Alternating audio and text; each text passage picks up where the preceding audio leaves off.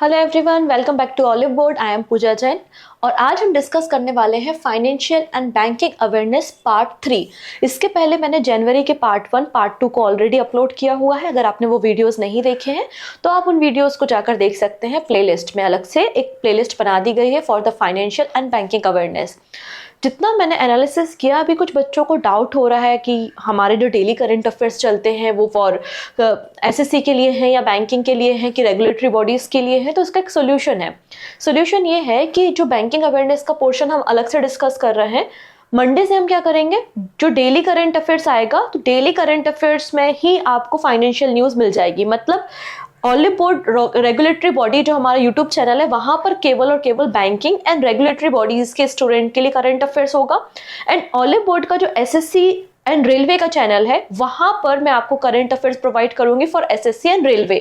तो जिससे बिल्कुल ये माइंड में कंफ्यूजन खत्म हो जाएगा कि एसएससी वाले हैं, हम रेलवे वाले हैं, हम एसबीआई की तैयारी कर रहे हैं या हम सेबी की तैयारी कर रहे हैं, कौन से करंट अफेयर्स पढ़ने हैं। तो रेगुलेटरी बॉडीज पे जो करंट अफेयर्स होंगे फॉर बैंकिंग, नाबार्ड, सिडबी, सेबी और आरबीआई के लिए होंगे। और एसएससी बॉडी में जो करंट अफेयर्स होंगे वो रिमेनिंग सारे के सारे गवर्नमेंट एग्जाम के लिए हो जाएंगे। तो इस तरीके से आप पढ़ सकते हैं। डन इतनी चीजें? ओके, चलिए अब हम बात कर लेते हैं यहाँ पर करंट अफेयर्स की, जो कि फाइनेंस एंड बैंकिंग से रिलेटेड है। अगर आपको क्लास के करंट अफेयर्स की पीडीएफ लेनी है तो टेलीग्राम पे मिल जाएगा। टेलीग्राम आप सर्च कर सकते हैं current affairs with Puja ma'am, और वहां से आप इजिली इसे डाउनलोड भी कर सकते हैं। क्लियर? ओके, सेशन स्टार्ट करने से पहले सभी लोग लिंक को शेयर कर देंगे अपने फ्रेंड्स के साथ। जो लोग भी आरबीआई की तैयारी कर रहे हैं, बैंकिंग की तैयारी कर रहे हैं, उन सब के लिए ये सेशन आपको काफ़ी यूजफुल देखने को मिलेगा। ओके, और पहली बार चैनल पे आ रहे हैं तो चैनल को सब्सक्राइब कर लेंगे, जिससे अपकमिंग क्लासेस के नोटिफिकेशन आपको मिल सके। सो सबसे पहले बात करते हैं एनडीबी, मतलब न्यू डेवलपमेंट बैंक, जो कि संघाई बेस्ड एक बैंक है। ब्रिक्स कंट्रीज के द्वारा इसे डिजाइन किया है, डेवलप किया है।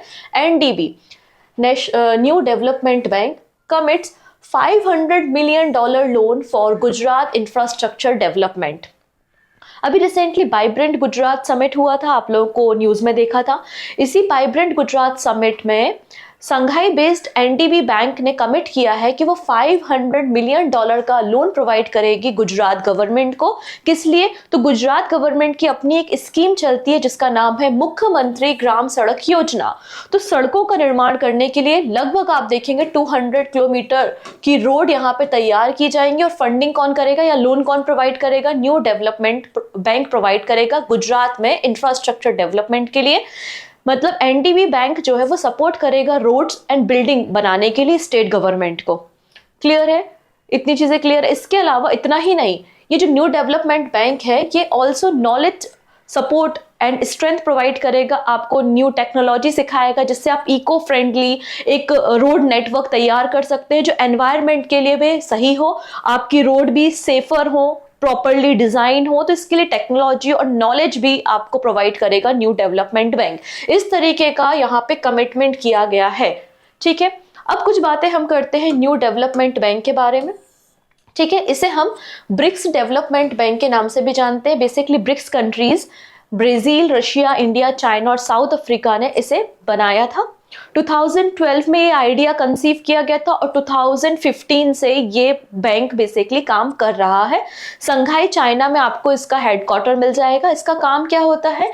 जो डेवलपिंग कंट्रीज होती हैं उनकी इकोनॉमी को बूस्ट करने के लिए, उन्हें अगर कोई इंफ्रास्ट्रक्चर डिजाइन करना है, बिल्डिंग, रोड, रेलवे, उनके लिए लोन प्रोवाइड करने का काम बेसिकली न्यू डेवलपमेंट बैंक करता है। ठीक है, इतनी चीजें। तो सस्टेनेबल प्रोजेक्ट को प्रमोट करने का काम भी न्यू डेवलपमेंट बैंक करता है। अगर इसके हम पहले रीजनल ऑफिस की बात करते हैं तो एनडीबी का पहला regional office Johannesburg, south Africa में सेटअप किया गया था।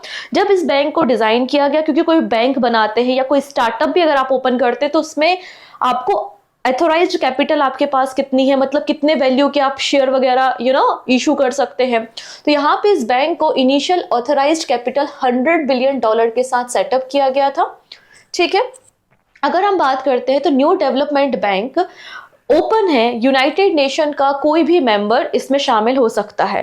न्यू डेवलपमेंट बैंक जो बॉडी है, ब्रिक्स नेशन ने जिसको डिजाइन किया है, इसमें यूनाइटेड नेशन का कोई भी मेंबर आके मेंबर बन सकता है, पार्ट ले सकता है। जैसे कि रिसेंटली इजिप्ट पार्टिसिपेट किया था न्यू डेवलपमेंट बैंक के मेंबर बन गया था 2021 में। इसके अलावा बांग्लादेश, उरुग्वे एंड यूएई ने भी न्यू डेवलपमेंट बैंक को ज्वाइन किया था। सो एक क्वेश्चन है जो कि आप मेंस लेवल पे लिख सकते हैं अगर आप आरबीआई ग्रेड बी का फेज 2 दे रहे हैं, जिसमें आपको डिस्क्रिप्टिव पेपर होता है आपका।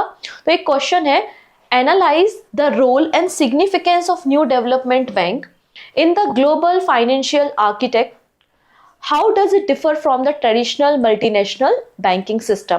तो यहाँ पे आपको बताना है कि न्यू डेवलपमेंट बैंक किस तरीके से डेवलपिंग कंट्रीज के ग्लोबल फाइनेंशियल आर्किटेक्ट को मजबूत या स्ट्रेंथ अप करने में कंट्रीब्यूट करता है और किस तरीके से दूसरे ऑर्गेनाइजेशन से ये डिफर है। तो इस पे एक आंसर राइटिंग की जा सकती है। ओके, नेक्स्ट बात करेंगे, वर्ल्ड इकोनॉमिक फोरम की मीटिंग हो रही है, दाओस में हो रही है, ठीक है। वहां पर वर्ल्ड इकोनॉमिक फोरम में तेलंगाना गवर्नमेंट ने कोलैबोरेशन किया है वर्ल्ड इकोनॉमिक फोरम के साथ टू सेट अप C4IR इन हैदराबाद। अब व्हाट इज द C4IR? तो C4IR का मतलब पहले समझो, फिर हम देखते हैं कि आखिरकार ये मामला क्या है। तो C4IR का मतलब है centre for fourth industrial revolution. ये इनिशिएटिव किसका है? वर्ल्ड इकोनॉमिक फोरम का है। तो तेलंगाना गवर्नमेंट और वर्ल्ड इकोनॉमिक फोरम के बीच में एक एग्रीमेंट हुआ। एग्रीमेंट क्या है? एग्रीमेंट है कि हमें एडवांसमेंट लाना है, नई टेक्नोलॉजी और इनोवेशन का इस्तेमाल करना है लाइफ साइंस और हेल्थ केयर सेक्टर में, जिसके कारण स्टेट की जो पॉपुलेशन है उसको हेल्थ केयर जो फैसिलिटीज है वो अच्छी मिल सके और तेलंगाना को हेल्थ टेक इंडस्ट्री में एक ग्लोबल डेस्टिनेशन की तरह तैयार करना है। ये इसका बेसिकली मकसद है। इसलिए C4IR सेटअप किया जाएगा कहां पर? तेलंगाना में, हैदराबाद में, ठीक है। फोर्थ इंडस्ट्रियल रिवोल्यूशन, बेसिकली इसे हम डिजिटल रिवोल्यूशन के नाम से भी जानते हैं। और ये जो टर्म है 4IR मतलब फोर्थ इंडस्ट्रियल रिवोल्यूशन, ये टर्म किसने दिया है? ये टर्म बेसिकली WEF मतलब वर्ल्ड इकोनॉमिक फोरम के फाउंडर के द्वारा ये शब्द दिया गया था। इसका मकसद क्या है? Physical, digital and biological technology को एक प्लेटफॉर्म पे ब्लेंड करना है, मर्ज करना है, ये इसका बेसिकली मकसद है, ठीक है। अगर हम executive chairman and founder world economic forum के बारे में बात करें तो उनका नाम है क्लॉस श्वाब, उनके द्वारा ही ये शब्द दिया गया था। वर्ल्ड इकोनॉमिक फोरम के द्वारा ये फोर्थ इंडस्ट्रियल रिवोल्यूशन नेटवर्क का 19th नंबर का सेंटर होगा, जो कि हैदराबाद में सेटअप हो रहा है। मतलब और भी नेशन है और भी सिटीज है जहां पर ये सेटअप आपको देखने को मिलेगा। ये 19th नंबर का सेटअप होगा वर्ल्ड इकोनॉमिक फोरम का, ठीक है। कहां पे बनाया जा रहा है? तेलंगाना सेंटर है ये। और ये ऑपरेशन में कब आ जाएगा, मतलब लॉन्च कब किया जाएगा? तो फरवरी 2024 में से लॉन्च किया जाएगा, जो कि health care sector and life science को डेडिकेटेड है। वर्ल्ड इकोनॉमिक फोरम एक नॉन गवर्नमेंटल ऑर्गेनाइजेशन है, ठीक है, हमको पता है ये बात। 1971 में इसका फॉर्मेशन हुआ था। ओके, नेक्स्ट बात करेंगे about the EPFO। I think आपने इस बॉडी का नाम, ऑर्गेनाइजेशन का नाम डेफिनेटली सुना होगा। EPFO को फुल फॉर्म होता है एम्प्लॉय प्रोविडेंट फंड ऑर्गेनाइजेशन। अगर आपसे पूछ लिया जाए कि EPFO किस मिनिस्ट्री के अंदर काम करता है तो आपका आंसर होगा कि ministry of labour and employment, government of India के अंदर काम करने वाली ऑर्गेनाइजेशन EPFO है। EPFO ने एक सर्कुलर इशू किया है जिसमें कुछ डॉक्यूमेंट की लिस्ट है और आधार कार्ड को उस डॉक्यूमेंटेशन की लिस्ट से बाहर कर दिया है। मतलब आधार कार्ड आपका एक आइडेंटिटी कार्ड होगा, बिल्कुल सही बात है। आज भी हमारी कंट्री में हम आधार कार्ड को एज अ ID इस्तेमाल करते हैं, वो आगे भी होगा, बट आधार कार्ड को वैलिड प्रूफ नहीं माना जाएगा फॉर डेट ऑफ बर्थ। तो अगर आपको डेट ऑफ बर्थ को अप्रूव कराना है, उसका प्रूफ चाहिए है, तो आप आधार कार्ड का इस्तेमाल नहीं कर सकते। तो कौन से डॉक्यूमेंट का इस्तेमाल करेंगे?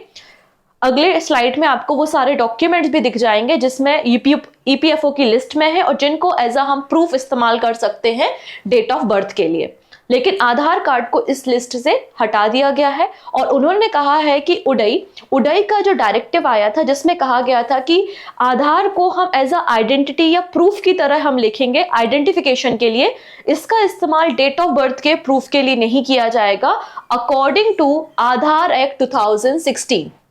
और इसी डायरेक्टिव को फॉलो किया है EPFO ने और EPFO ने यहां पर आधार कार्ड को अपनी लिस्ट से रिमूव कर दिया है।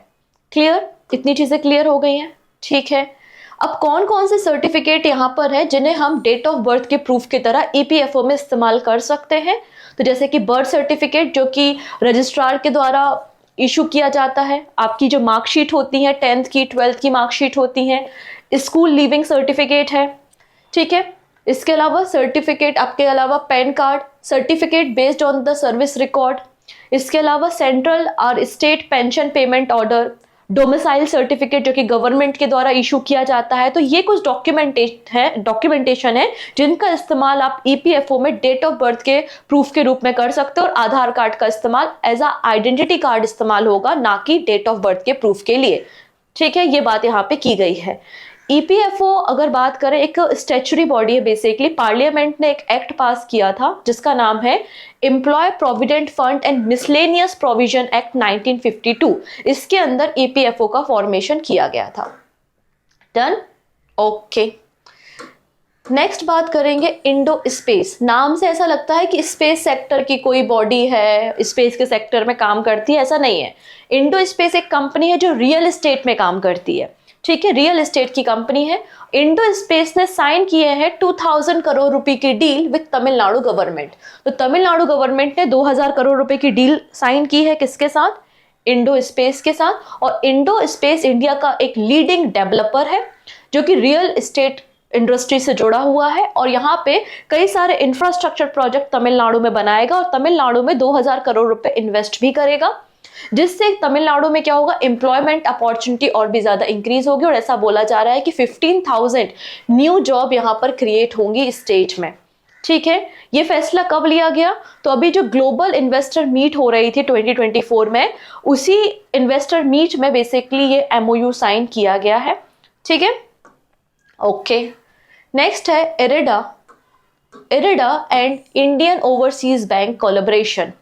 अब इरिडा क्या है? तो इरिडा आप सभी को पता है, हमारा government ministry of new and renewable energy के अंदर काम करने वाली एक बॉडी है। न्यू दिल्ली में हेड ऑफिस है और 1987 में इस बॉडी का फॉर्मेशन होता है। हमारी कंट्री में जितने भी रिन्यूएबल एनर्जी के प्रोजेक्ट है, विंड प्लांट लगाना है, सोलर एनर्जी प्लांट लगाना है, तो इन रिन्यूएबल एनर्जी प्रोजेक्ट जो होते हैं, इंफ्रास्ट्रक्चर को डेवलपमेंट करने के लिए जो फाइनेंशियल सपोर्ट प्रोवाइड किया जाता है वो इरिडा प्रोवाइड करती है, ठीक है। तो इरिडा ने बेसिकली पार्टनरशिप की है इंडियन ओवरसीज बैंक के साथ फॉर को financing renewable energy project in India. तो इंडियन ओवरसीज बैंक इरिडा के साथ मिलकर फाइनेंस करेगा हमारी कंट्री के रिन्यूएबल एनर्जी प्रोजेक्ट को। क्लियर है इतनी चीजें? इसके अलावा कई और भी कोलैबोरेशन इरिडा के हैं, किसके साथ? जैसे कि BOB bank, bank of India, union bank of India, इनके साथ पहले ही इसने एग्रीमेंट करके रखा हुआ है, ठीक है। अगर हम बात करें इरिडा के चेयरमैन के बारे में, सीएमडी के बारे में, तो प्रदीप कुमार दास है, ठीक है। इरिडा प्रमोट करता है, डेवलप करता है और एक्सटेंड फाइनेंशियल असिस्टेंट प्रोवाइड करता है प्रोजेक्ट जो कि रिन्यूएबल एनर्जी से एसोसिएटेड होते हैं, ठीक है, ओके। चलिए अब यहाँ पे बात करेंगे गूगल पे और यूपीआई, मतलब यहाँ पे एनपीसीआई के साथ एक मर्जर हुआ है और यूपीआई का इस्तेमाल अब इंटरनेशनल मार्केट में भी किया जाएगा। इसके लिए एक एग्रीमेंट यहाँ पर साइन किया गया है। देख लेते हैं पूरी न्यूज बेसिकली क्या है। तो Google agreement with NPCI for UPI international payment. होता क्या है, जैसे कि कोई फॉरेनर व्यक्ति आया है हमारी कंट्री में, उसने किसी दुकान से, किसी शॉप से कोई प्रोडक्ट लिया है, उसको करेंसी को चेंज कराना होता है, तो वो व्यक्ति यूपीआई करे। या इंडियन जो लोग हैं वो बाहर जा रहे हैं, फॉरेन मार्केट में जा रहे हैं, अमेरिका पहुंच गए, वहां से कोई प्रोडक्ट लिया तो उनको वहां पे यूएस डॉलर की रिक्वायरमेंट होती है, तो क्यों ना हम इस इंटरनेशनल मार्केट को बढ़ाएं और यूपीआई से वहां पर भी हम ट्रांजेक्शन कर सकें। तो इस तरीके से पूरे मर्चेंट के लिए भी आसानी हो, फॉरेनर्स के लिए भी आसानी हो, इंडियन जो फॉरेन में गए हैं उनको भी आसानी हो खरीद करने में, इसलिए पूरा एग्रीमेंट साइन हुआ है। तो गूगल पे और NPCI, Google Pay and NPCI international payment ने यहाँ पर एक मेमोरेंडम ऑफ अंडरस्टैंडिंग मतलब एमओयू साइन किया है to expand the scope of UPI payment outside India, जिससे यूपीआई में ट्रांजेक्शन आउटसाइड द इंडिया भी किया जा सके, अदर कंट्रीज में भी किया जा सके, क्योंकि बहुत सारे लोग इंडिया से दूसरी कंट्रीज में ट्रेवल करते हैं और क्रॉस बॉर्डर डिजिटल पेमेंट हम कर सके यूजिंग द यूपीआई और इजिली हम रेमिटेंस को भी रिसीव कर सके। इसलिए पूरी फैसिलिटी शुरू करने की कोशिश की जा रही है और गूगल पे और एनपीसीआई इंटरनेशनल पेमेंट ने एमओयू साइन यहाँ पर किया है, ठीक है। इतनी चीजें। नेक्स्ट बात करते हैं इसके पहले एनपीसीआई पहले भी कुछ ऐसे ही एग्रीमेंट साइन कर चुका है, जैसे कि एनपीसीआई ने फ्रांस लायरा के साथ एक एमओयू साइन किया था, जिससे यूरोपियन कंट्रीज में यूपीआई और रुपे कार्ड को एक्सेप्ट किया गया। इसके अलावा भूटान, नेपाल, यूएई और कनाडा में आप देखेंगे तो यूपीआई से पेमेंट को एक्सेप्ट किया जाता है। और इन सब के लिए जो पार्टनर बैंक है जो यूपीआई पेमेंट को एक्सेप्ट कर रहे हैं अदर कंट्रीज में, तो हमारे जो पार्टनर बैंक है वो SBI, axis bank, DBS bank, ICICI bank, Indian bank, Indian overseas bank है। अगर हम एनपीसीआई की बात करें तो एनपीसीआई का full form national payment corporation of India है। 2008 में मुंबई में इस बॉडी का फॉर्मेशन किया गया था। डन। नेक्स्ट बात करेंगे हम, यहां पर देखिएगा अडानी जी दिखाई दे रहे हैं और एक तरफ है महाराष्ट्र के सीएम एकनाथ शिंदे। और अडानी ग्रुप ने कहा है कि हम 50,000 करोड़ रुपीस महाराष्ट्र में इन्वेस्ट करेंगे और महाराष्ट्र में आने वाले 10 ईयर में ये इन्वेस्टमेंट होगा और महाराष्ट्र में मुंबई एंड पुणे में डेटा सेंटर को तैयार किया जाएगा। ठीक है, ऐसा किसने कहा है? अडानी जी ने कहा है। तो Adani group sign MOU with Maharashtra government. ठीक है, और 50,000 करोड़ रुपीस का ये इन्वेस्टमेंट की बात की गई है आने वाले 10 ईयर्स में। मुंबई एंड पुणे में 2 आप देखेंगे डेटा सेंटर को तैयार किया जाएगा। तो Adani group will invest 50,000 crore over the next 10 years in setting up a 1 gigawatt data centre in Maharashtra. Data centre 1 gigawatt का डेटा सेंटर तैयार किया जाएगा आने वाले 10 ईयर्स में, जिससे 20,000 लोगों को डायरेक्ट और इनडायरेक्ट एम्प्लॉयमेंट जनरेट भी होगा। ये पूरा इंफ्रास्ट्रक्चर जो होगा वो ग्रीन एनर्जी इंफ्रास्ट्रक्चर होगा। मतलब इसमें जो पावर दी जाएगी वो रिन्यूएबल एनर्जी पे बेस्ड होगी। मतलब इस डेटा सेंटर को जो एनर्जी दी जाएगी वो एनर्जी कहाँ से आएगी? रिन्यूएबल एनर्जी से आएगी। ये बात यहाँ पर बोली गई है by the Adani group. Done. तो डेटा सेंटर कहाँ बनेगा? मुंबई एंड पुणे, मतलब महाराष्ट्र में बनेगा। चलिए अब आरबीआई के एक ड्राफ्ट के बारे में बात करते हैं। आरबीआई ने रिसेंटली एक ड्राफ्ट रिलीज किया, एक सर्कुलेशन लाया है for fintech self regulatory organisation. ठीक है, फिनटेक सेल्फ रेगुलेटरी ऑर्गेनाइजेशन, इसके ऊपर हमें चर्चा करनी है। तो फिनटेक क्या होती हैं? हम आज डिजिटल वर्ल्ड में रह रहे हैं, हम कई सारे एप्लीकेशन का इस्तेमाल करते हैं फॉर डिजिटल पेमेंट, जैसे कि पेटीएम, इसके अलावा पॉलिसी बाजार, ये सब क्या है? फिनटेक कंपनीज हैं। ठीक है, अब फिनटेक, आज हम डिजिटल इंडिया में जी रहे हैं, अच्छी बात है। हम हर चीज़ के लिए अगर पानी पूरी भी खानी है तो डिजिटल पेमेंट करते हैं, दैट इज गुड, ओके, कोई दिक्कत नहीं। लेकिन डिजिटल वर्ल्ड में आने के साथ साथ सिक्योरिटी कंसर्न भी होने लगे हैं, सिक्योरिटी ब्रीच होने लगी है, फ्रॉड्स होने लगे हैं, तो ये भी एक कंसर्न है। तो जो भी मामले आपके या डिस्प्यूटेड मामले, एक तो रिस्क का मामला है आपका पेमेंट, डिजिटल पेमेंट में, और जो भी फिनटेक कंपनीज की अपने डिस्प्यूट्स होते हैं, बोर्ड ऑफ मेंबर के अदर डिस्प्यूट्स, तो क्यों ना उनको सॉल्व करने के लिए और आरबीआई के साथ एक ट्रांसपेरेंसी मेंटेन करने के लिए कि डायरेक्ट कम्युनिकेट आप आरबीआई के साथ करो, क्या आपको नए रेगुलेशन बनाने हैं, अगर आपको कोई फॉरेन में ब्रांच खोलनी है तो ऑब्वियस सी बात है आरबीआई का आप अप्रूवल लो, और वो सारी चीजें। इसलिए यहाँ पे आरबीआई का ये सेकेंड कोशिश है, सेकेंड ट्राई है। इसके पहले 2020 में भी आरबीआई ने अपना एक ड्राफ्ट लाया था, किस लिए? कि फिनटेक सेल्फ रेगुलेटरी ऑर्गेनाइजेशन के लिए। ये सेकेंड टाइम अपना ड्राफ्ट लेके आया है, पहली बार ड्राफ्ट से कुछ हुआ नहीं, ये सेकेंड टाइम ड्राफ्ट आया है। अभी तो पब्लिक डोमेन में है, फाइनल जो ड्राफ्ट है वो बहुत जल्दी इशू किया जाएगा। ठीक है, तो फाइनेंशियल टेक्नोलॉजी मतलब fintech firm should create self regulatory organisation. Fintech firm को सेल्फ रेगुलेटरी ऑर्गेनाइजेशन को क्रिएट करना चाहिए, जो कि एक स्टैच्यूटरी नेचर की बॉडी हो और रेगुलेटरी कंप्लायंसेस या फिर जो भी आपकी शिकायतें हैं, जो भी डिस्प्यूट्स हैं, उनको वो सॉल्व कर सके। इसलिए आरबीआई ने एक ड्राफ्ट इशू किया है गवर्नेंस को स्ट्रेंथ अप करने के लिए, और इस सेक्टर की जो भी नीड्स हैं, चैलेंजेस हैं, उनको फुलफिल करने के लिए फिनटेक बॉडीज को सेल्फ रेगुलेटरी ऑर्गेनाइजेशन सेटअप करना चाहिए, जिससे एक तो नया इनोवेशन भी कर सके और कंज्यूमर के को भी प्रोटेक्शन प्रोवाइड किया जा सके और रिस्क जो है वो भी रिड्यूस हो। अब जनरल रिक्वायरमेंट क्या कही है आरबीआई ने? तो आरबीआई ने कुछ बातें कही हैं। सबसे पहली बात कही है, ये जो self regulatory organisation fintech set up करेंगे should be set up as a not for profit company under the section 8 of the companies act 2013। तो 2013 के कंपनी एक्ट के सेक्शन 8 के अंतर्गत इन ऑर्गेनाइजेशन को सेटअप किया जाएगा। आपके पास सफिशिएंट नेट वर्थ होने चाहिए, आपके पास प्रॉपर इंफ्रास्ट्रक्चर होना चाहिए, आईटी इंफ्रास्ट्रक्चर होना चाहिए और टेक्नोलॉजी सॉल्यूशन भी होना चाहिए, और उनको मेंटेनेंस करने की टीम भी होना चाहिए। ठीक है, अगर आपको अपने ऑफिसेस ओवरसीज इंडिया के बाहर ओपन करने हैं तो आपको आरबीआई से अप्रूवल लेने की जरूरत है। ठीक है, अगर कोई भी व्यक्ति या कोई भी फिनटेक का मेंबर है जो एसआरओ को ज्वाइन करना चाहता है तो बिल्कुल ये वॉलेंट्री नेचर के हैं, और कोई भी व्यक्ति जो फिनटेक सेक्टर से बिलोंग करता है वो मेंबरशिप ले सकता है, आपके जो self regulatory organisation fintech design करेंगे। क्लियर है इतनी चीजें। इसके अलावा आपका प्रॉपर कम्युनिकेशन जो है वो आरबीआई के साथ होना चाहिए। आरबीआई के जो इंस्ट्रक्शंस है उनके अकॉर्डिंगली आपको पूरा मैनेजमेंट करना है। मैनेजमेंट करने के अलावा आरबीआई कभी भी आपका ऑडिटिंग कर सकती है, आपके जो अकाउंट्स हैं उनको चेक कर सकती है, ये बात भी आरबीआई ने यहाँ पर मेंशन की है। ठीक है, आरबीआई ने देखिए यहाँ पे लिखा है कि RBI can inspect the books of the SRO और arrange to have the books audited. ठीक है, ये चीजें यहाँ पे कही गई हैं। फिट एंड प्रॉपर स्टेटस यहाँ पे डायरेक्टर को मेंटेन करना होगा और आरबीआई की लगातार इस पे मॉनिटरिंग रहेगी। The organization is also expected to consult the RBI in developing and updating the taxonomy for fintech।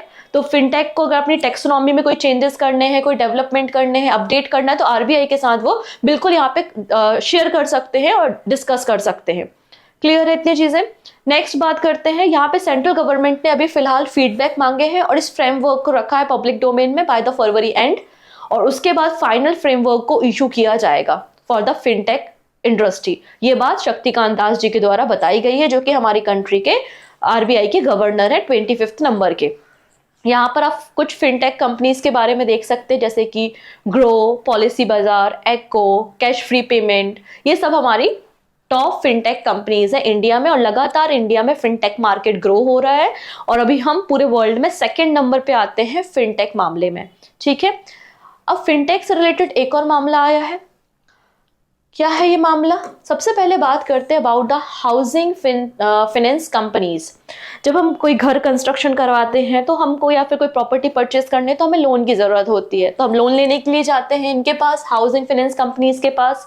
Housing finance company घरों के लिए लोन तो प्रोवाइड करती है, कमर्शियल प्रॉपर्टी के लिए भी लोन प्रोवाइड करती है। कोई कमर्शियल प्रॉपर्टी को परचेज करना है तो लोन की जरूरत है, रिकंस्ट्रक्शन करना है, इंप्रूवमेंट करना है प्रमाइसेस में, तो जो अलग अलग बिजनेसमैन है, अलग अलग प्रोफेशनल्स हैं, उनको भी housing finance company loan provide करती है। ये इनका बेसिक काम होता है। अब आरबीआई चाहता है कि जिस तरीके से एनबीएफसी को ट्रीट किया जाता है, एनबीएफसी मतलब नॉन बैंकिंग फाइनेंशियल कंपनी, जिस तरीके से एनबीएफसी के लिए नॉर्म्स होते हैं, जिस तरीके से एनबीएफसी को ट्रीट किया जाता है, उसी तरीके से हाउसिंग फाइनेंस कंपनी को भी ट्रीट किया जाए, इक्वल राइट्स भी दें और उस तरीके से ही इनके नॉर्म्स हो और उनको उस तरीके से ही ट्रीट किया जाए। इसलिए रिजर्व बैंक ऑफ इंडिया ने एक सर्कुलर इशू किया है, प्रपोज किया है, phase transition toward further tightening regulation for housing finance company. Housing finance company को थोड़ा सा और टाइट करना है, उनकी रेगुलेशन को और स्ट्रॉन्ग करने के लिए।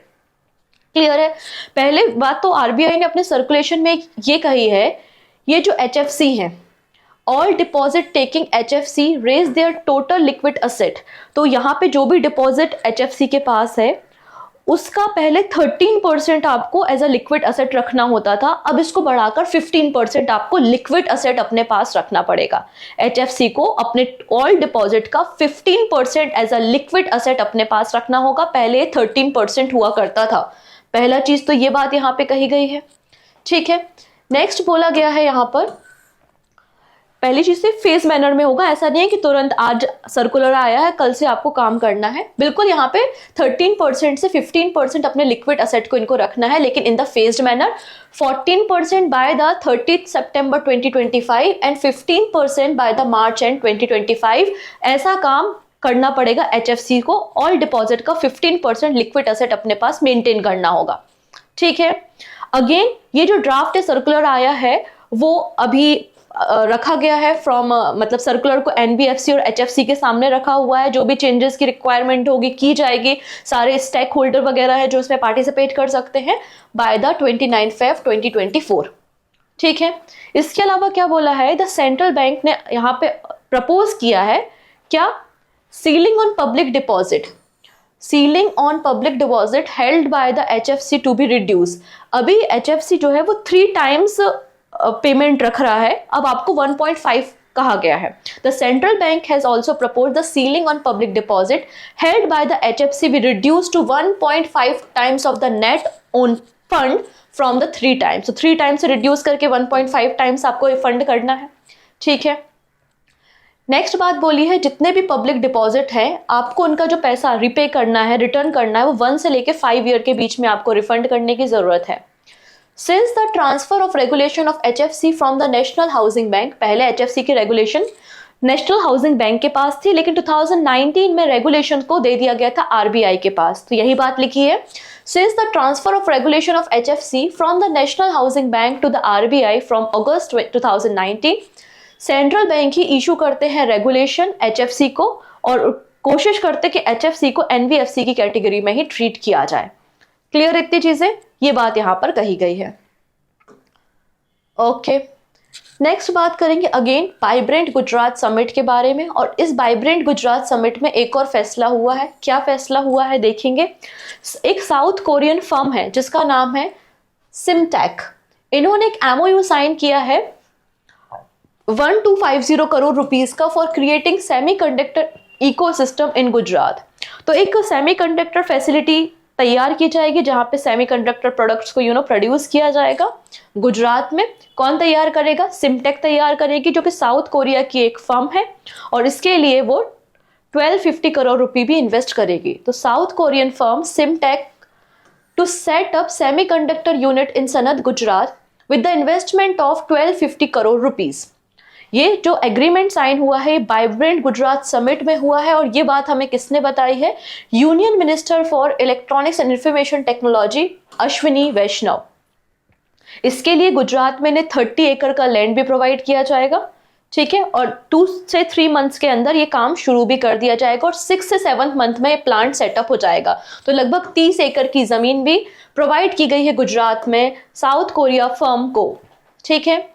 अब सिमटेक का ऑपरेशन क्या है? तो सिमटेक का प्राइमरीली फोकस होगा प्रोडक्शन ऑफ सेमीकंडक्टर सबस्ट्रेट, और इन सेमीकंडक्टर सबस्ट्रेट का इस्तेमाल अलग अलग जो सेमीकंडक्टर बेस्ड प्रोडक्ट होते हैं उनको बनाने में इसका इस्तेमाल किया जाएगा, फैब्रिकेट करने में इस्तेमाल किया जाएगा, ठीक है। इतना ही नहीं, गवर्नमेंट सब्सिडी भी ग्रांट कर रही है सिमटेक को under the scheme of promotion of manufacturing of electronics component and semiconductors. तो बिल्कुल यहाँ पे सिमटेक के जो प्रोडक्ट्स होंगे उनको सब्सिडी भी गवर्नमेंट के द्वारा ग्रांट की जाएगी, ठीक है। सब्सिडी क्या होती है? तो अगर हम फाइनेंस में बात करें तो सब्सिडी एक प्रकार का ट्रेड बैरियर होता है। कैसा ट्रेड बैरियर होता है? इसको ऐसे समझिए, हमारे भारत की कोई कंपनी है और वो टीवी मैन्युफैक्चर करती है और उनकी टीवी की कॉस्ट है 110 रुपीज। सिमिलर चाइना की कोई कंपनी है, वो भी सेम क्वालिटी की, सेम मॉडल, सेम फीचर्स के साथ एक टीवी डिजाइन करती है और उनकी टीवी की जो वैल्यू है वो 100 रुपीज है। अब मैं मार्केट गई, मुझे टीवी खरीदनी है, तो मैं किसका टीवी लूंगी? ऑब्वियस सी बात है चाइना वाली कंपनी का, क्योंकि इसका 10 रुपए दाम कम है। मैं भारत की कंपनी का टीवी क्यों लूं जबकि वो महंगी है? तो गवर्नमेंट क्या करती है, ऐसी कंपनी जो इंडिया की कंपनी है या इंडिया में मैन्युफैक्चरिंग कर रही है तो वो इंटरनेशनल मार्केट में compete कर सके और डोमेस्टिक मार्केट इंक्रीज हो, इसलिए वो क्या करेंगे, इनके पास, इन कंपनी के पास जाएंगे और कहेंगे कि हम आपको कुछ पैसे देते हैं, आप अपने प्रोडक्ट पे सब्सिडी दे दो। तो बिल्कुल जब गवर्नमेंट से इनको पैसा मिल जाएगा तो ये जो 110 रुपए की टीवी थी वो 80 रुपीज की बेचने लगे। तो अब जब मैं मार्केट जाऊंगी तो ऑब्वियस सी बात है इंडिया की टीवी लूंगी। इसलिए एक तरीके से ट्रेड बैरियर की तरह भी आपकी सब्सिडी काम करती है। तो यहाँ पे वही बोला गया है कि सिमटेक को यहाँ पे सब्सिडी ग्रांट भी दिया जाएगा गवर्नमेंट के द्वारा under the scheme for promotion of manufacturing of electronics component and the semiconductor, ठीक है। इतनी चीजें जिससे हमारी कंट्री में सेमीकंडक्टर प्रोडक्ट्स की फैसिलिटी और इम्प्रूव हो और भी ज्यादा प्रोडक्ट को हम मैन्युफैक्चर कर सकें। इसके अलावा अश्विनी वैष्णव जी के द्वारा कहा गया है कि गुजरात में इंडिया की पहली इंडिजीनियस सेमीकंडक्टर चिप 2024 में तैयार होगी, ठीक है। ओके, देखते हैं 2024 शुरू हो चुका है। नेक्स्ट बात करते हैं अबाउट द इंडसइंड बैंक। इन्होंने इजी डिनर के साथ एक टाई अप किया है और एक क्रेडिट कार्ड लॉन्च किया है। मतलब आप इजी डिनर का ये क्रेडिट कार्ड लेके जाओगे और बढ़िया खाना वाना खाओगे तो आपको काफी एडिशनल डिस्काउंट्स भी मिल जाएंगे।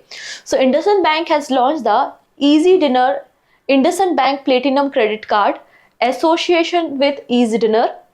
ये क्रेडिट कार्ड एडिशनल 500 रुपीज का डिस्काउंट भी देगा अगर आप इनके एप्लीकेशन से पेमेंट करते हैं। इतना हमें नहीं जानना डिस्काउंट के बारे में, बस इन्होंने ऐसा कुछ क्रेडिट कार्ड लॉन्च किया है, इतना जान लीजिए। चलिए अब बात करते हैं विंडफॉल टैक्स के बारे में। ये क्या है? देखिएगा हमारे देश में क्या होता है, प्रॉफिट कमाना अच्छी बात है, लेकिन जब आपका प्रॉफिट ज़्यादा हो जाता है तो गवर्नमेंट आप पे एडिशनल टैक्स लगाना भी शुरू कर देती है। तो जैसे कि हमारी कोल्ड इंडस्ट्री है, ऑयल इंडस्ट्री है, स्टील इंडस्ट्री है, ऐसी बड़ी बड़ी इंडस्ट्री जिनका प्रॉफिट अगर एवरेज से ज़्यादा होता है तो सरकार की नज़र उन पे पहुंच जाती है और सरकार बोलती है आपके पास जो एक्स्ट्रा प्रॉफिट आया है उस एक्स्ट्रा प्रॉफिट पे, एवरेज से जो एक्स्ट्रा प्रॉफिट आपका आया है उस प्रॉफिट पे आप टैक्स दो। उसे हम कहते हैं विंडफॉल टैक्स। ठीक है, हम इसी विंडफॉल टैक्स के बारे में बात कर रहे हैं। देखेंगे the term windfall refer to unexpected rise in the profits and the tax on the windfall gain is known as the windfall tax. Government जब सडनली रेवेन्यू इंक्रीज होता है तो गवर्नमेंट इस तरीके के टैक्स को इम्पोज करती है, लेकिन रिसेंटली इंडियन गवर्नमेंट ने कट किया है। India cut it's windfall tax on the petroleum crude. तो पेट्रोलियम क्रूड ऑयल पे यहाँ पे विंडफॉल टैक्स जो कि 2300 रुपीज अ टन लगता था, इसको रिड्यूस करके 1700 रुपीज पर टन कर दिया है। गवर्नमेंट ने इस नोटिफिकेशन को रिसेंटली इशू करने का काम किया है। क्लियर। जनरली ये जो विंडफॉल टैक्स होता है इनकी टारगेटेड कंपनीज आप देखेंगे तो ऑयल, गैस, माइनिंग, स्टील ये सब होती हैं। गवर्नमेंट ऐसा क्यों करती है? गवर्नमेंट ऐसा इसलिए करती है कि आपका जो एक्स्ट्रा पैसा है, आपने एक्स्ट्रा प्रॉफिट कमाया है, तो ऑब्वियसली बात है कंज्यूमर का पैसा ही है जिससे आपने प्रॉफिट कमाया है, तो उसको इक्वली डिस्ट्रीब्यूट कर सके। गवर्नमेंट का अगर फिजिकल डिपोजिट ज्यादा है तो उनको एक्स्ट्रा सोर्स ऑफ इनकम मिल जाता है कि हाँ इनका प्रॉफिट हुआ है, इनसे पैसा ले लेते हैं, अपना फिजिकल डिपोजिट कम करेंगे। या फिर जो आपने विंडफॉल टैक्स से पैसा कमाया उसको आप सोशल वेलफेयर स्कीम में लगाना चाहते हो, तो अलग अलग तरीके होते हैं, इसलिए गवर्नमेंट विंडफॉल टैक्स को इंपोज करती है। ठीक है, चलिए अब बात करेंगे एलआईसी के बारे में। So LIC overtake SBI to become the most valuable PSU. ठीक है, एलआईसी ने रिसेंटली अपना जो मार्केट कैपिटल टच किया है, मार्केट कैप टच किया है, वो है 5.8 लाख करोड़ और इसने एसबीआई को पीछे छोड़ दिया है और ओवरटेक कर लिया मतलब एसबीआई को, और बन गई है मोस्ट वैल्यूएबल पीएसयू। ये रिसेंटली न्यूज पब्लिश की गई थी, मिंट की न्यूज है, आप देख सकते हैं। LIC has become the most valuable company among the public sector companies और इनका जो मार्केट कैप है वो 5.8 लाख करोड़ है, जबकि एसबीआई का 5.62 लाख करोड़ देखा गया। ठीक है, इसलिए सेकंड नंबर पे एसबीआई आ गई, फर्स्ट नंबर पे LIC आ गई है। इनके शेयर में भी 2% से ज्यादा इंक्रीमेंट देखा गया है रिसेंटली। LIC का फॉर्मेशन 1956 में हुआ था। ठीक है, कोई दिक्कत नहीं, हेडक्वार्टर मुंबई में है, ओके है। गवर्नमेंट ऑफ इंडिया ने सिद्धार्थ मोहंती को चेयरमैन बनाया है LIC का, ठीक है, टिल जून 2024। चलिए अब एक और रिपोर्ट के बारे में बात करते हैं। वर्ल्ड इकोनॉमिक फोरम की जो मीटिंग हो रही थी उसमें ही इस रिपोर्ट को रिलीज किया गया है। 2024 एडलमैन ट्रस्ट बैरोमीटर, एक बैरोमीटर डिवाइस भी होता है, याद है, प्रेशर को मेजर करने के लिए। यहाँ पर भी कुछ प्रेशर को मेजर करने वाली ये रिपोर्ट है। ये रिपोर्ट बताती है कि हमारे देश की गवर्नमेंट पे कितना ट्रस्ट कर सकते हैं, हमारे देश की मीडिया पे कितना ट्रस्ट कर सकते हैं, या फिर हमारी कंट्री के जो एनजीओज हैं उन पे कितना ट्रस्ट कर सकते हैं। तो इस तरीके से एक ट्रस्ट बैरोमीटर रिपोर्ट है ये, जिसको पब्लिश किया गया है। आइए देख लेते हैं इंडिया की रैंकिंग। ठीक है, okay. So India emerge as a global leader in trust, Edelman trust barometer report. आइए अलग अलग कैटेगरी में है, सब कुछ हम जान लेते हैं। तो रिसेंटली इस रिपोर्ट को पब्लिश किया गया है, ओके। और India emerge as a global front runner in trust, अगर हम बात करें बिजनेस और एनजीओ के सेंस में, ठीक है, बिजनेस पर्पस के हिसाब से और एनजीओ के सेंस में इंडिया पे ट्रस्ट कर सकते हैं और इंडिया फर्स्ट नंबर पे है। मीडिया ट्रस्ट के मामले पे इंडिया 4th नंबर पे आती है। ठीक है, गवर्नमेंट पे ट्रस्ट कितना करना है, तो गवर्नमेंट पे ट्रस्ट के हिसाब से इंडिया 5th नंबर पे आती है। ठीक है, तो Saudi Arabia claim the top spot, government trust के हिसाब से सऊदी अरेबिया 1st नंबर पे और इंडिया 5th नंबर पे है। मीडिया ट्रस्ट में चाइना 1st नंबर पे है और इंडिया 4th नंबर पे आपको मीडिया ट्रस्ट में देखने को मिलेगी। एनजीओ में 1st नंबर पे है, बिजनेस पर्पसेस में हम 1st नंबर पे हैं। एम्प्लॉय ट्रस्ट की बात करते हैं तो इंडोनेशिया 1st नंबर पे है एम्प्लॉय ट्रस्ट में और इंडिया 2nd पोजीशन पे आता है।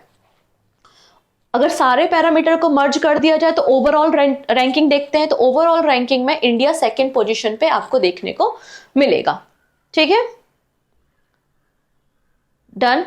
इसके अलावा रिपोर्ट में यह भी कहा है कि जो 63% हमारे गवर्नमेंट लीडर हैं वो हमें इंटेंशनली मिस इन्फॉर्मेशन देते हैं। इस रिपोर्ट में ये बात भी सामने आई है।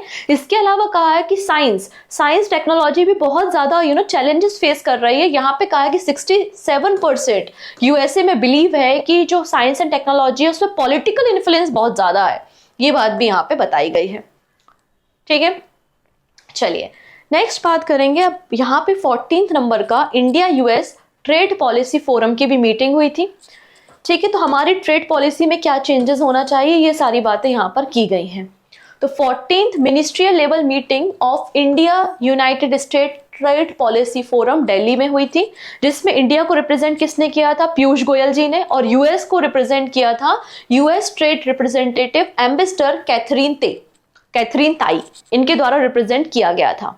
ठीक है, दोनों ने बोला कि हम साथ में मिलकर काम करेंगे और कई सारे नए नए फाउंडेशन को फ्यूचर में लॉन्च करेंगे, जो कि हमारे critical mineral, custom and trade facilitation, supply chain और हाई टेक प्रोडक्ट को और भी ज्यादा इन्हांस करेंगे। क्या बातें की गई इस रोड मैप के बारे में, वो बातें हम देखते हैं। तो सबसे पहले मिनिस्टर ने कहा, हमारी कंट्री के मिनिस्टर ने कहा कि हमें एक ज्वाइंट फैसिलिटेटिव मैकेनिज्म तैयार करना चाहिए और रिड्यूस करना चाहिए नॉन टैरिफ बैरियर्स को।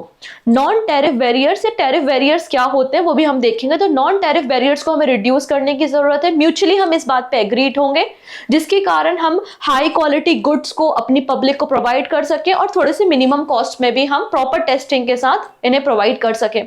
ये बात यहाँ पे कही गई। अभी बैरियर्स क्या होता है, तो देखिएगा, बैरियर मतलब जैसे कि हमारे रोड्स पे बैरियर होते हैं आपकी स्पीड को कम करने के लिए, वैसे ही हमारे जो हम इंटरनेशनल प्रोडक्ट को खरीदते हैं, बेचते हैं, उन पे जो बैरियर लगाया जाता है उसी के बारे में यहाँ पे चर्चा हो रही है। क्योंकि अगर कोई बैरियर नहीं होगा तो क्या होगा कि हम ज्यादा से ज्यादा, अगर हमें सस्ती चीजें मिल रही है तो ज्यादा से ज्यादा इंपोर्ट करने लगेंगे और हमारा जो डोमेस्टिक मार्केट है वो कोलैप्स कर जाएगा। तो ऐसा हम नहीं कर सकते, क्योंकि गवर्नमेंट को तो पूरे इंडिया को देखना है। इसलिए कई सारे बैरियर या टैरिफ लगाए जाते हैं। तो बैरियर दो प्रकार के होते हैं, एक टैरिफ बैरियर और एक non tariff barrier. Tariff barrier क्या होता है, एक सिंपल से होते हैं कि अगर आप किसी फॉरेन गुड्स को या सर्विसेज को खरीदते हैं या बेचते हैं तो आप उन पे जो टैक्सेस लगाते हैं वो आपके टैरिफ बैरियर कहलाते हैं। जैसे कि आपने कुछ खरीदा तो हमने इंपोर्ट ड्यूटी लगा दी, कुछ बेचा तो आपने export duty, import duty, transit duty, specific duties, ये सारे के सारे आपके टैरिफ बैरियर कहलाते हैं। ठीक है, टैरिफ बैरियर के अलावा जो बैरियर होते हैं, टैरिफ बैरियर के अलावा जो सैंक्शंस लगाए जाते हैं वो ऑन टैरिफ बैरियर वो कहलाते हैं। एक्स्ट्रा आपने रिस्ट्रिक्शंस लगा दिए, कोई कोटा सिस्टम लगा दिया फॉर एग्जांपल कि आप मतलब 10% से ज्यादा नहीं खरीदेंगे, 15% से ज्यादा नहीं खरीदेंगे, या इतनी क्वांटिटी से ज्यादा आप इंपोर्ट नहीं करेंगे, तो आपने एक कोटा सिस्टम लगा दिया, आपने कुछ सैंक्शन लगा दिया, आपने इंडियन प्रोडक्ट को कुछ सब्सिडी प्रोवाइड कर दी। तो इस तरीके से जो चीजें होती हैं वो नॉन टैरिफ बैरियर कहलाते हैं। तो ये बेसिकली क्यों किया जाता है, डोमेस्टिक मार्केट को इंप्रूव करने के लिए, फॉरेन गुड्स की जो एंट्री है उसको रिस्ट्रिक्टेड करने के लिए बेसिकली ये सारे काम किए जाते हैं, जिससे हमारे जो डोमेस्टिक प्रोडक्ट हैं वो इजीली अवेलेबल भी हो, कॉस्ट इफेक्टिव भी हो, इसलिए ये सारी चीजें की जाती हैं। तो यही बात यहाँ पे की गई थी। ठीक है, कोई दिक्कत नहीं। नेक्स्ट बात यहाँ पर बोली गई है इंडिया साइड से कि जो आप लोगों ने export of wild caught shrimp, मतलब जो जंगली आप पकड़ा हुआ आपका झींगा है, उस पे आपने जो बैन लगा के रखा है उसको आप लिफ्ट कर लीजिए, ये बोला गया है। क्यों बोला गया है, देखिएगा यहाँ पे बात की है कि यूएसए जो है वो इंडिया का टॉप एक्सपोर्ट मार्केट है फॉर श्रिम्प। झींगा सबसे ज्यादा एक्सपोर्ट कहाँ किया जाता है, यूएसए में किया जाता है। इसके अलावा दोनों देशों ने मिलकर डिसाइड किया है, दोनों मिनिस्टर्स ने डिसाइड किया है कि हम एक टर्टल एक्सक्लूडर डिवाइस को तैयार करेंगे। ठीक है, और national oceanic and atmospheric administration हमें टेक्निकल सपोर्ट यहाँ पे प्रोवाइड करेगा। ये डिवाइस बेसिकली हम जब फिशिंग करते हैं तो सी टर्टल उसमें कई बार कैप्चर हो जाते हैं, तो सी टर्टल को डिटेक्ट करने के लिए डिवाइस बनाया जाएगा, जिससे हम सी टर्टल की पॉपुलेशन को प्रोटेक्ट कर सकें। इसलिए इस तरीके का इफेक्टिव डिवाइस बनाया जाएगा और सी फूड मार्केट जो दोनों कंट्रीज का है उनको और इन्हांस करने की कोशिश की जाएगी। ये बात यहाँ पे कही है। इंडिया ने ऑल्सो एम्फेसाइज किया है increase the number of inspection by the US food and drug administration in India, मतलब ज्यादा से ज्यादा बार आप अपनी टीम को भेजो और हमारी कंट्री के जो फूड है उनको इंस्पेक्ट करो। ठीक है, India to reach the pre pandemic level. ठीक है, ये बात यहाँ पे कही है। और दोनों कंट्रीज के फार्मा प्रोडक्ट्स को भी फार्मा प्रोडक्ट के मार्केट को भी इन्हांस करने की बात यहाँ पर की गई है। इसके अलावा मिनिस्टर ने ये कहा है कि इंडिया से बहुत सारे professionals, skill worker, student, investor आपकी कंट्री में जाते हैं, और जब आपकी कंट्री में जाते हैं तो वीजा में कई सारी प्रॉब्लम्स होती हैं। तो आप ऐसा कुछ रेगुलेशन बनाइए, कुछ इस तरीके से एडमिनिस्ट्रेटिव डिवाइस बनाइए, अपने एडमिनिस्ट्रेशन को इस तरीके से बनाइए कि ये जो वीजा लेने में डिफिकल्टीज हमारे इंडियंस को हो रही है वो थोड़ी सी कम हो जाए। ये बात यहाँ पर इस पूरी मीटिंग में कही गई। क्लियर? तो हमारी आज की इतनी ही न्यूज थी जो आज हमने डिस्कस की। रिमेनिंग बातें हम अपकमिंग सेशन में डेफिनेटली करने वाले हैं। जाते जाते कुछ क्वेश्चंस के आंसर आपको करने, और लास्ट में 2 क्वेश्चन ऑफ द डे हैं, उनके आंसर भी आप हमें कमेंट सेक्शन में देंगे। सो पहला क्वेश्चन है कि ग्रीन रुपी टर्म डिपॉजिट किस बैंक ने इंट्रोड्यूस किया है? आंसर हो जाएगा स्टेट बैंक ऑफ इंडिया ने किया है, option A. With which country has India signed an agreement for exploration and mining of lithium? तो लिथियम में हम एक्सप्लोरेशन करेंगे और हमने अर्जेंटीना के साथ ये पूरा MOU साइन किया है, ओके है। नेक्स्ट है India top export market for shrimp कौन सा है? आंसर हो जाएगा झींगे के लिए सबसे बड़ा एक्सपोर्ट मार्केट है USA। नेक्स्ट है ऑपरेशन अमृत किस स्टेट ने लॉन्च किया था? तो आंसर हो जाएगा केरला गवर्नमेंट ने लॉन्च किया था। हमने डेली करंट अफेयर्स में इस न्यूज को कवर किया है, okay. Which government department is responsible for organising the startup India innovation week 2024? तो स्टार्टअप इंडिया इनोवेशन वीक किसने ऑर्गेनाइज किया था? DPIIT, मतलब department for promotion of industry and internal trade. किस ऑर्गेनाइजेशन को अधिकार है कि वो इशू कर सकते हैं electoral bond in India? Which organisation issues electoral bond in India? Answer हो जाएगा SBI, State Bank of India. 54th annual meeting of world economic forum की थीम क्या है? तो थीम है रीबिल्डिंग ट्रस्ट, ठीक है, रीबिल्डिंग ट्रस्ट।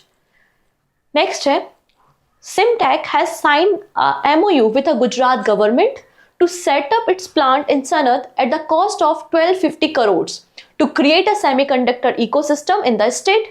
क्वेश्चन केवल इतना सा है कि सिमटेक कंपनी कहाँ की है, किस कंट्री की है? आंसर है कोरिया, साउथ कोरिया, ठीक है। नेक्स्ट है which company has sign pact to buy Capital Foods Organic India? तो कैपिटल फूड्स ऑर्गेनिक इंडिया को बाय कर लिया है टाटा कंज्यूमर ने, ठीक है, ऑप्शन डी।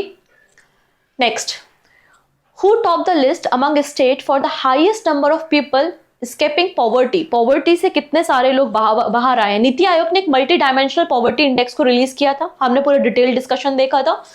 तो सबसे ज्यादा लोग जो गरीबी से बाहर आए हैं वो आए हैं उत्तर प्रदेश में, ऑप्शन बी, ठीक है।